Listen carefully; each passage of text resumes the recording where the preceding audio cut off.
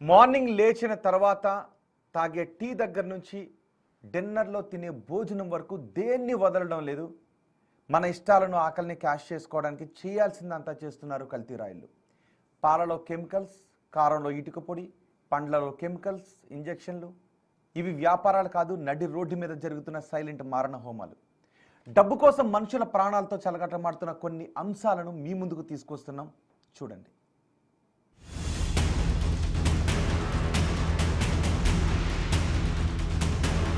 మనం నిద్ర లేచింది మొదలు పడుకునే వరకు చాలా పనులు చేస్తాం. సో మనం రోజంతా చాలా యాక్టివ్గా ఉండాలి. దానికోసం ఏం చేస్తాం? మంచి ఫుడ్ తీసుకుంటాం.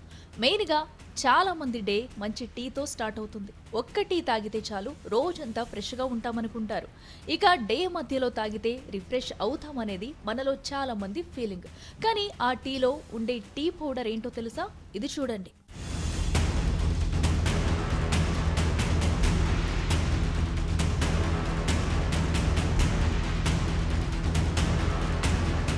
మనం తాగే టీ పౌడర్ ఇది.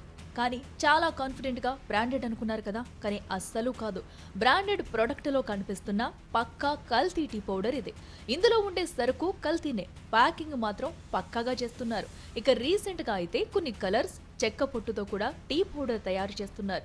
వీరి వద్ద అన్ని బ్రాండ్లు లభిస్తాయి. రెడ్ లేబుల్, తాజ్ మహల్ ఇలా అన్నీ దొరికేస్తాయి.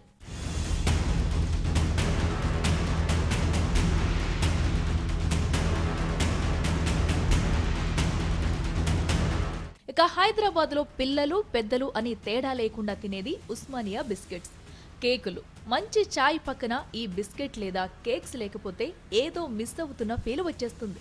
కానీ ఒక్కసారి ఇక్కడ చూడండి.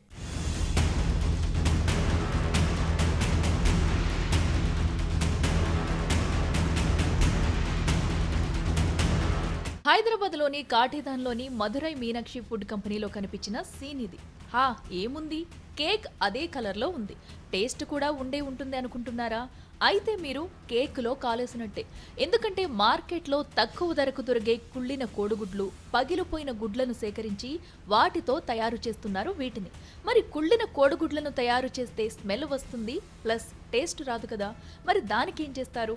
ఇలాంటి బొక్కలన్నీ బయటకు రాకుండా ఉండేందుకు అత్యంత హానికరమైన కెమికల్స్ వాడుతున్నారు. సుమారు 150 కేజీల డోనట్స్, కేకులతో పాటు 100 కేజీల డాల్డాను స్వాధీనం చేసుకున్నారు.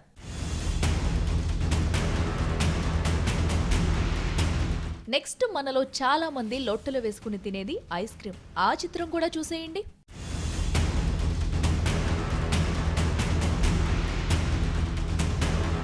ఒక్కసారి ఆ సరౌండింగ్స్ చూడండి, ఎంత క్లీన్గా ఉందో కదా. దీనికి తోడు ఇక్కడ ఉపయోగించే వస్తువుల్లో దాదాపు ఎక్స్పైరీ డేట్ అయిపోయినవే ఉన్నాయి. ప్లస్ అక్కడ ఎన్ని బ్రాండ్ల లోగోలు ఉన్నాయో చూడండి.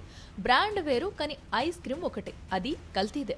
Mango, vanilla, American nuts, butterscotch, dry fruit, strawberry, cream and cookies, malai kulfi, ఇలా ఫ్లేవర్ ఏదైనా అది మన పొట్టకు ఎసరు పెట్టేదే.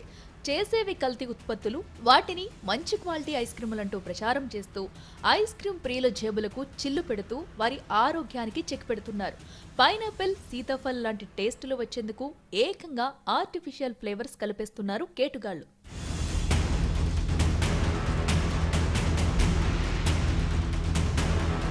నెక్స్ట్ అల్లం. ఏ కూరైనా రుచి రావాలంటే అందులో అల్లం వెల్లుల్లి పేస్ట్ మస్ట్. కానీ ఆ పేస్ట్ కదేంటో కూడా చూడండి.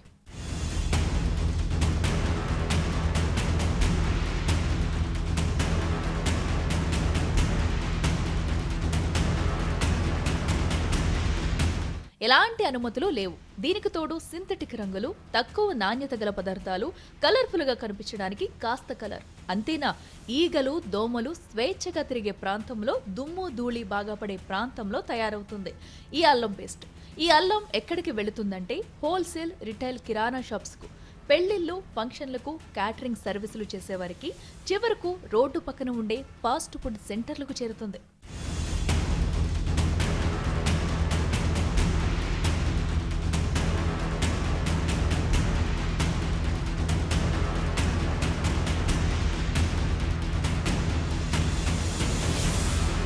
మంచి రెడ్ కలర్ గా కనిపిస్తుంది. కూరల్లో వేస్తే ఘాటు ఏమో కానీ ఆసుపత్రికి చేరడం ఖాయం. ఎందుకంటే ఇది ఏ మాత్రం క్వాలిటీ అస్సలు లేదు కాబట్టి. ప్రస్తుతం సమ్మర్ సీజన్. ఇది పచ్చళ్ళు పెట్టే సీజన్ కావడంతో భారీగా కారాన్ని కొనుగోలు చేస్తారు ప్రజలు. దీనినే ఆసరాగా చేసుకుని ఇలా బరితెగించారు వ్యాపారులు. ప్రతి ఏడాది భారీగా మిర్చి కొనుగోలు చేసి అందులో ఏవేవో కలిపేసి కారం పొడి తయారు చేసి అమ్మకాలు చేస్తున్నారు. ఇందులో కల్తీ ఏముంది అంటారా? నాణ్యమైన మిర్చి ఇందులో ఉండదు. తాలు, తెల్ల మిర్చి, అన్ని రకాల మిర్చిని కలిపి కారం పొడిని తయారు చేస్తుంటారు. తొడిమెలు తీసి తయారు చేయాల్సి ఉండగా తొడిమెలతోనే చేస్తున్నారు. ఇలా చేయడం వల్ల కారం పొడి నాణ్యత తగ్గిపోతుంది. దీనికి తోడు కలర్ఫుల్ గా కనిపించడానికి కాసింత కెమికల్, కథం కారం పొడి తయారీ.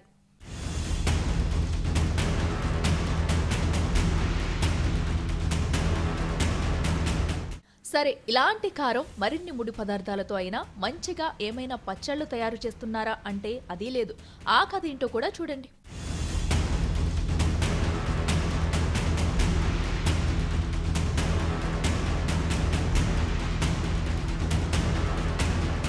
ఈ డ్రమ్ముల్లో కనిపిస్తుంది మరేదో కాదు, మనం ఇష్టంగా లొట్టలేసుకుంటూ తినే పచ్చళ్ళు. పచ్చడి తయారీకి ఎలాంటి అనుమతులు లేవు. అత్యంత అపరిశుభ్రమైన వాతావరణంలో తయారైన పచ్చళ్ళు ఇవి. వీటిని ఎలా నిల్వ చేశారో చూశారు కదా.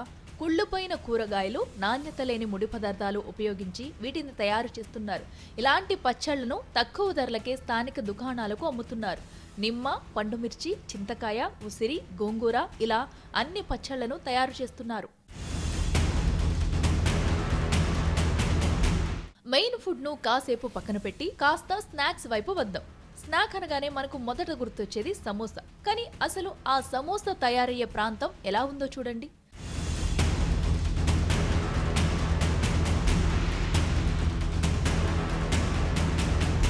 మీకు ఇప్పుడు కూడా నోరూరుతుందా?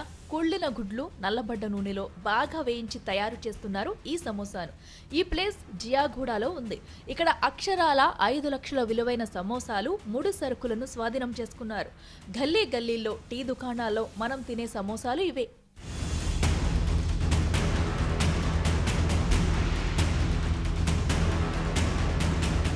ఇక హైదరాబాద్ అంటే బిర్యానీ, బిర్యానీ అంటే హైదరాబాద్. కానీ కొన్ని రెస్టారెంట్లలో బిర్యానీ తయారయ్యే విధానం చూస్తే మీకు గుండె ఆగినంత పని కాకమానదు. కుళ్ళిన చికెన్, ఎప్పుడో కట్ చేసి నిల్వ చేసిన చికెన్తో కొన్ని హోటల్స్లో చికెన్ బిర్యానీ తయారవుతుంది.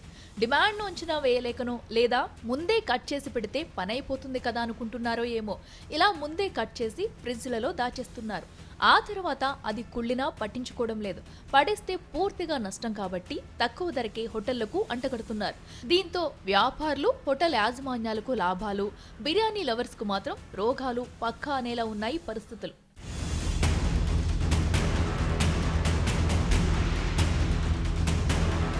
ఇదంతా చూసి హమ్మయ్య మెయిన్ సేఫ్ అనుకుంటున్నారేమో వెజిటేరియన్స్. కానీ మీరు ఇది చూసాక అలా అనుకుంటారో లేదో.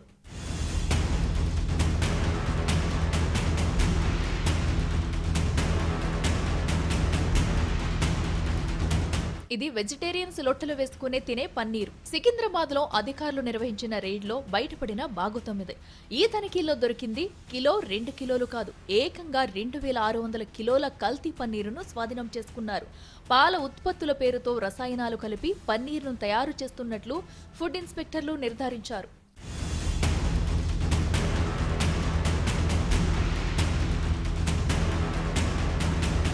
అంతేనా, కాపర్ సల్ఫేట్ వేసిన పెయింటింగ్ వేసిన యాపిల్స్, యాడెడ్ కలర్స్ తో వచ్చే అనేక రకాల పండ్లు, పురుగులు పట్టిన జీడిపప్పు, పూర్తిగా పాడైన మటన్, గొర్రెకాళ్ళు, తలలు, ఇలా కాదేది కల్తీకి అనర్హం అన్నట్టుగా తయారైంది పరిస్థితి. ఇవన్నీ ఎప్పుడో జరిగిన విషయాలు కాదు, గత వారం 10 రోజుల్లో బయటపడిన బాగోతాలు ఇవన్నీ కూడా.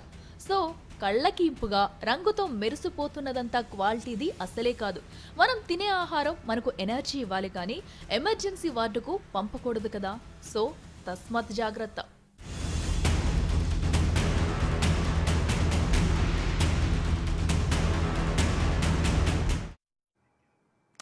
ఇది చూసిన తర్వాత ఇంకెలా బతకాలి అనిపిస్తుంది కదా.